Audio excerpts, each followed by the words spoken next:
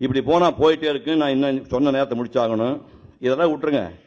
ஒரு பெரிய தொகுப்பு மேடையில் கொடுத்தாங்க. அத்தனை இந்து மதம் பேசி, இந்து மதம் சொன்னால் அது மேலே நம்ம எல்லாருக்கும் கோபம் இருக்குது. அந்த இந்து மதம் தூக்கிடுங்க. அந்த வார்த்தை எடுத்துட்டீங்கன்னா, ஒரு மனிதன் வாழ்வாங்கு வாழ்ந்து தெய்வ நிலை அடைவதற்கு எப்படி வாழ வேண்டும் அப்படிங்கிற மொத்த சாரத்தையும் அந்த மனிதன் அந்த புத்தகத்தை சொல்லியிருக்கிறான். 1000 ரூபாய்க்கு தொகுத்து கொடுத்துருக்கான் பையன். தயவு செய்து வாங்கிப்பேன். வேற எந்த புத்தகம் வாங்காதீங்க. அந்த அர்த்தம் இந்து மதம் அந்த புத்தகத்தை மட்டும் ஒரு வாழ்க்கை ஒரே ஒரு வாங்கி படிங்க. என் வீடு, என் வாசல், என் தோட்டம், எனக்கு வரும் கூட்டம் என்று நினைப்பவர்கள் எல்லாம் மடையர்கள். நீ ஏறுகிறாய் என்றால் அவன் ஏற்றிவிட்டு வேடிக்கை பார்க்கிறான் என்ற அர்த்தம். நீ இறங்குகிறாய் என்றால் உன்னை சிந்திக்க வைக்கிறான் என்ற அர்த்தம்.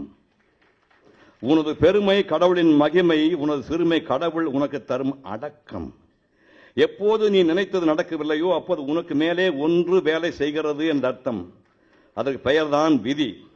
வீரன் வெற்றி பெற்றால் வீரத்தால் விளைந்தது, கோழை தோல்வியுற்றால் கோழைத்தனத்தால் வந்தது. வீரன் தோல்வியுற்றாலோ கோடை வெற்றி பெற்றாலோ விதியின் பிரவாகம். எடுத்து வைக்கிற அடியெல்லாம் வழுக்குது, என்ன செய்வது? நின்று விடு. முடிவை கடவுளத்திலே விட்டுவிடு. அவன் மீது நம்பிக்கை இல்லை என்றால் காலத்திடம் விட்டுவிடு. நடுக்கடலில் தத்தளிக்கும் ஆளே இல்லாத படகு கூட என்றோ ஒரு நாள் ஏதோ ஒரு கரையை போய் சேரும். கடவுளே இல்லை என்று வாதிடுவோரும் நீண்ட காலம் வாழ வேண்டும் என்றும் இறைவன் ஏன் விதித்திருக்கிறான்? தங்களது கொள்கைகள் தங்கள் கண் முன்னாலேயே தோல்வியடைந்து கண்டு நொந்து போக வேண்டும் என்றுதான்.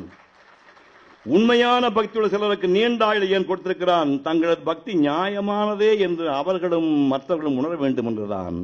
வந்தவனையும் வருகின்ற வல்வனையும் கந்தன் என்று சொல்ல கலங்கும். ஆனால் செய்தவனையும் செய்கின்ற தீவனையும் ஓர் எதிரொலியை காட்டாமல் மறையா. நீ விதைத்த வினைகளை நீயே அறுவடை செய்த பின்னால் தான் அந்த நிலத்திலே வேறு பயிர்களை பயிரிட முடியும். ஆசைகள் அற்ற இடத்தில் குற்றங்கள் அற்று போகின்றன. குற்றங்களும் பயங்களும் அற்று போய்விட்டால் மனிதனுக்கு அனுபவங்கள் இல்லாமல் போயிடுகிறது. அனுபவங்கள் இல்லை என்றால் நன்மை தீமை உணர முடியாது. தவறுகளின் மூலமே மனிதன் உண்மையை உணர வேண்டும் என்பதற்காக இறைவன் ஆசையை தூண்டி விடுகிறான். நம்மிடம் ஏதுமில்லை என்று நினைப்பது ஞானம், நம்மை தவிர ஏதுமில்லை என்று நினைப்பது ஆணவம். ஞானம் பணிந்து பணிந்து வெற்றி மேல் வெற்றி குவிக்கிறது. ஆணவம் நிமிர்ந்து நின்று அடிமாங்குகிறது. உன் வாழ்க்கை பூஜ்யத்தில் ஆரம்பமாகிறது. அந்த பூஜ்யத்துக்கு முன்பக்கம் நம்பர் விழுந்தால் அது இறைவன் பரிசு, நம்பர் பின்பக்கம் விழுந்தால் அவன் சோதனை. மேடும் பள்ளமுமாக வாழ்க்கை மாறி மாறி வந்தால் உனக்கு பெரிய வீழ்ச்சி இல்லை. ஒரேடியாக உச்சிக்கு போய்விட்டால் அடுத்து பயங்கர சரிவு காத்திருக்கும். வீழ்ச்சியில் கலக்கமோ எழுச்சியில் மயக்கமோ கொள்ளாதே. ஆசைகள் 3 விதம்: மண்ணாசை, பெண்ணாசை, பொன்னாசை. மண்ணாசை வளர்ந்து விட்டால் கொலை விழுகிறது. பெண்ணாசை வளர்ந்து விட்டால் பாவம் நிகழ்கிறது. பொன்னாசை வளர்ந்து விட்டால் களவு நடக்கிறது. இந்த 3இல் ஓராசை கூட இல்லாதவன் மிக குறைவு. எனவே இவை கடந்து பற்றற்று வாழ்வதே உயர்ந்த வாழ்க்கை. பற்றற்று வாழ்வதென்றால் அனைத்தும் துறந்துவிட்டு ஓடிப்போய் சன்னியாசி ஆவதல்ல.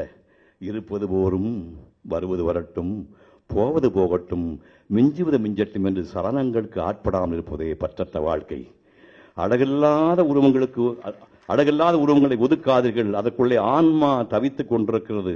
அழகான உருவங்களுக்கு ஏங்காதீர்கள். அங்கே ஆணவம் தலை தூக்கி நிற்கிறது.